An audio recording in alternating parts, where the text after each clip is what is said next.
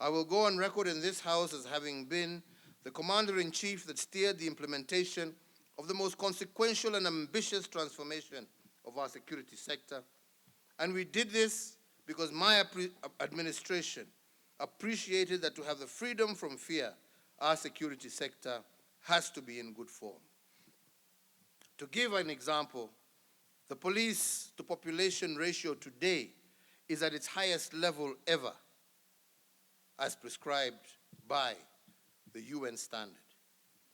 Our police complement has received an additional 47,000 new recruits who have joined the service from the year 2013 to date. Similarly, over the last 8 years, we have undertaken the most consequential and expansive modernization of our military. And in fact, the reform undertakings in the military are actually unparalleled in our nation's history. We have invested substantially in building new barracks. We have invested in military manufacturing capabilities that have not only resulted in the spurring of previously dormant sectors, but the creation for jobs for young people, both directly and through ancillary services. For the first time in Kenya's history, we are producing our own light weapons and military uniform and other equipment and supplies that were previously imported. We have, as a result, employed over 600 young people in these industries in high-paying, high-skilled jobs and saved our country a lot in foreign exchange.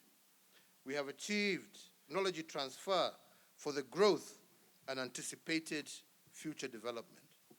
And this is because I am determined to tool and to retool our security forces to the highest standards attainable, and this is the only way we will guarantee freedom from fear for our people and indeed secure our territorial integrity. On territorial integrity, I want to go on record in this House that our forefathers bequeathed us our homeland and nation. The government of Kenya will do everything possible to preserve the territory of this great republic and ensure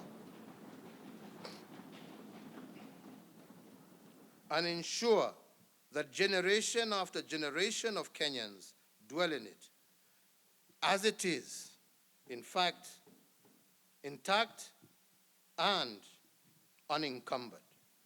Mr. Speaker, honorable members, as I have said before, not an inch more and not an inch less.